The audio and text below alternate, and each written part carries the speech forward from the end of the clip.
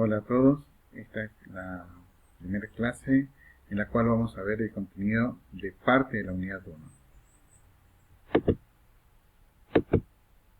En esta unidad 1 lo que se observa es el concepto de hardware en la computadora actual, el concepto de software en sus distintas clasificaciones, ya sea libre o propietario. Otra clasificación que se observa también es según su campo de aplicación, su uso, su destino y demás. También en esta unidad vemos el concepto de administración, manejo, creación de archivos y carpetas y la operación con dispositivos. Definiciones. La informática. La informática es la ciencia que estudia la obtención de información por medios automáticos. Esto se realiza a través de software específicos. Estos software pueden ser un procesador de texto, una hoja de cálculo, desde ese tipo de software hasta software más sofisticados como los de tipo CAD. El más conocido de todos ellos es el AutoCAD, que es un software que sirve para la generación de planos o de imágenes en estilo 3D y demás, ¿sí? Software específico para ingenieros, arquitectos y demás. ¿Qué es el hardware? El hardware es todo lo atinente al equipamiento de una computadora y lo relacionado a una computadora.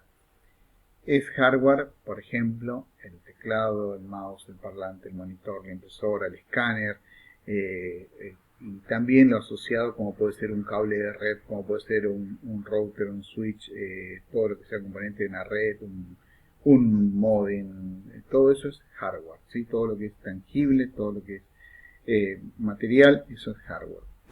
El software son todos los programas, ¿sí? Que forman parte del sistema, es decir, toda la parte lógica, toda la parte blanda, ¿sí? Que forma un sistema informático de computación. Encontramos el software no solo en la computadora actual, sino también en muchos electrodomésticos encontramos un software en la actualidad. Desde una heladera, un lavarropas, por ahí los primeros lavarropas tenía un programa, pero en realidad lo que tenía era un mecanismo mecánico, electromecánico, que hacía que el programa, que el lavarropa se comporte de distinta manera. Los lavarropas más actuales sí ya tienen un software porque ya tiene una parte lógica que es la que la hace funcionar. Vamos a ver una computadora actual, o el esquema. Esto es el esquema básico de una computadora actual, donde en el lado izquierdo de la imagen tenemos todos los que sean los dispositivos de entrada. ¿Qué son los dispositivos de entrada? Son todos aquellos dispositivos a través de los cuales nosotros ingresamos información, datos, hacemos una petición, hacemos una acción que puede ser a través de un mouse, ingresamos datos a través de un micrófono, de un escáner, una lectora de código de barras o algún sensor. El sensor puede ser desde un sensor de movimiento, un sensor de reconocimiento de caracteres ópticos y demás. Esos datos ingresan a la memoria principal. ¿Qué es la memoria principal? La memoria principal es la que se la conoce también como memoria RAM. La memoria RAM o memoria volátil, también conocida como memoria de trabajo, es nuestra memoria principal y la más importante. ¿Por qué? Muchos de ustedes habrán escuchado que cuando alguien va a comprar una computadora o un teléfono, uno de los detalles en los que se observa en la actualidad es qué cantidad de memoria RAM tiene, ¿sí? ¿Qué cantidad de memoria RAM tiene? Y dicen, en el caso por ejemplo, de los celulares, perdón, hay dos tipos de memoria. La memoria de almacenamiento, que puede llegar hasta 256 GB, 512 GB en algunos casos, y la memoria de trabajo, que ya en algunos celulares ya han llegado a los 6 GB e incluso han superado ese tamaño. Esa es la memoria de trabajo, la memoria principal. Es la memoria importante porque es la que permite trabajar en los programas, editar archivos, modificar y demás, ¿sí? Por eso es importante esta memoria. Y se la conoce como memoria volátil, ¿por qué?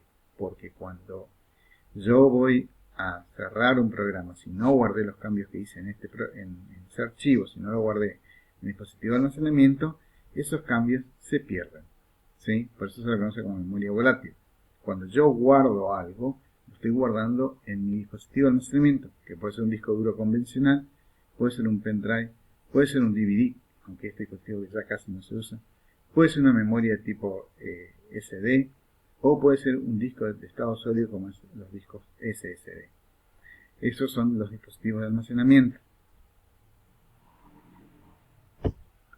Luego tenemos nuestra CPU. La CPU es lo que erróneamente solemos llamar al mueble ese grandote que está en una computadora convencional.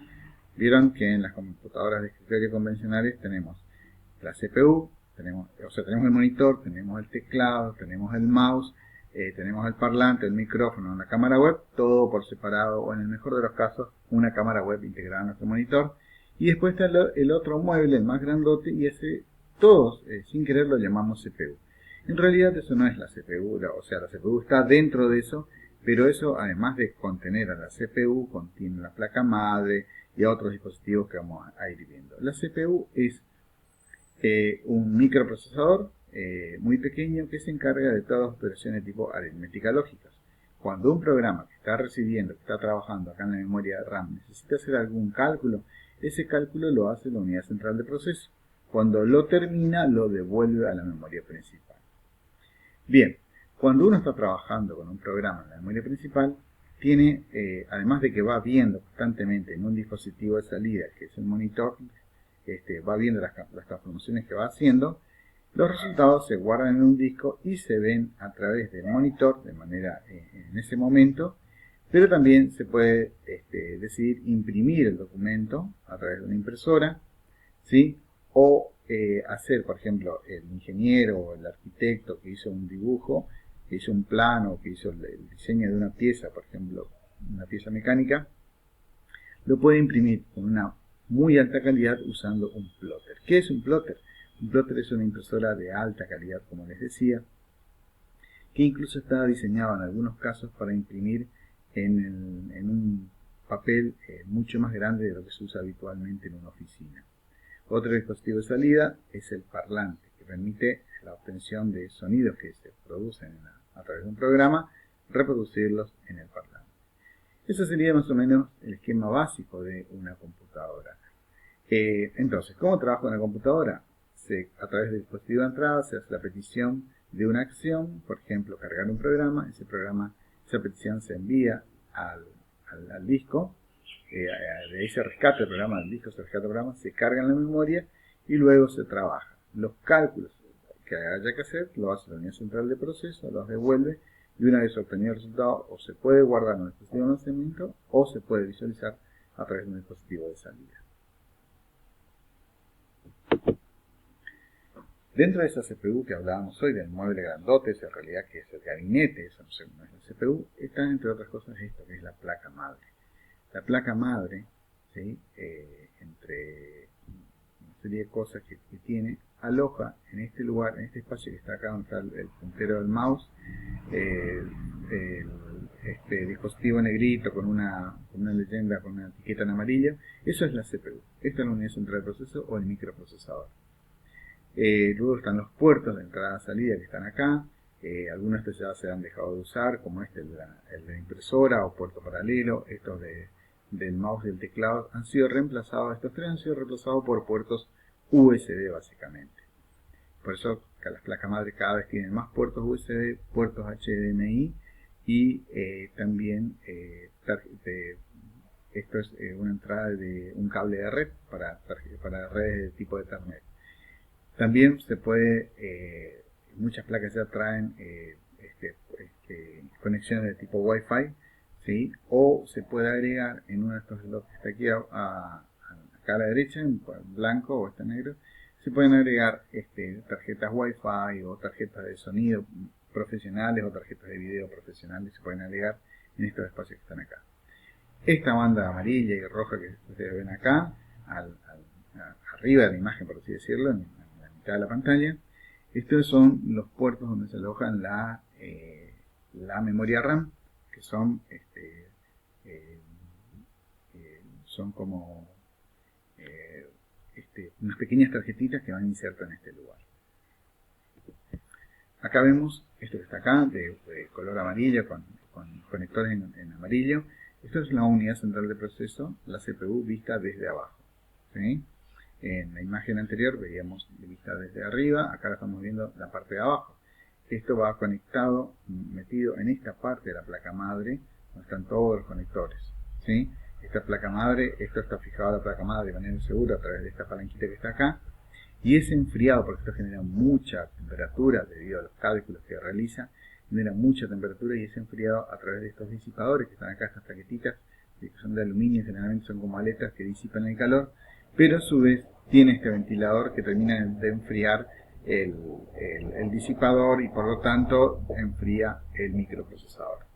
Acá vemos un disco destapado, un disco duro todavía de los de tipo SATA, ¿sí? Que son mecánicos, bien mecánicos. Este es un disco que está girando a 7200 revoluciones por minuto. Y esta es una cabeza lectora, ¿sí? Bueno, acá son los dos tipos de conectores. El conector que se sigue usando es el de la parte inferior, del tipo SATA. El de la parte superior ya se ha dejado de usar hace un tiempo. Los dispositivos de almacenamiento están sufriendo una transformación, o sea, el disco duro convencional que conocemos, este que está aquí a la izquierda, está mudando hacia discos de este tipo, discos de estado sólido, que son los discos SSD. A su vez, este disco SSD ha sufrido una transformación y se los conoce como SSD tipo M2, que son estos que están acá abajo, a la derecha. Hay tres tipos y a la izquierda puse esta imagen para que ustedes observen lo pequeño que es el disco. ¿Sí? Están los dedos de una persona sosteniendo un disco M2 que está por ser inserto en esta parte de la placa madre y por lo tanto son discos que ocupan muy poco espacio, prácticamente no tienen un peso insignificante realmente y lo más importante es que consumen muy poca energía, cosa que estos discos consumen mucha energía y era un problema que tenían las notebooks y las netbooks.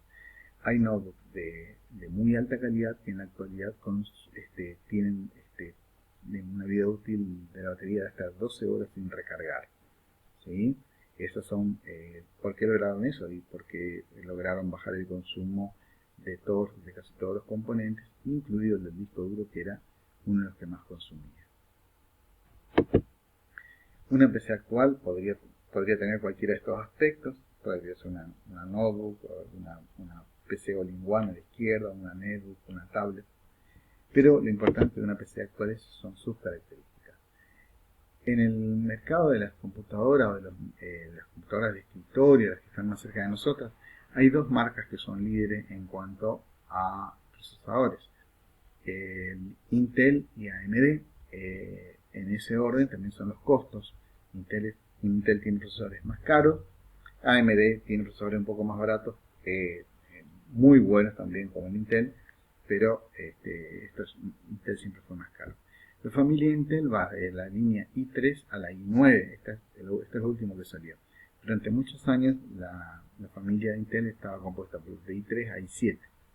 i3 es una entrada de gama, i5 e i7 ahora forman una gama intermedia, solo que antes i5 era la gama media y la i7 era la superior. En la actualidad es i5 e i7 por una gama media e i9 es lo último, lo más revolucionario en procesadores.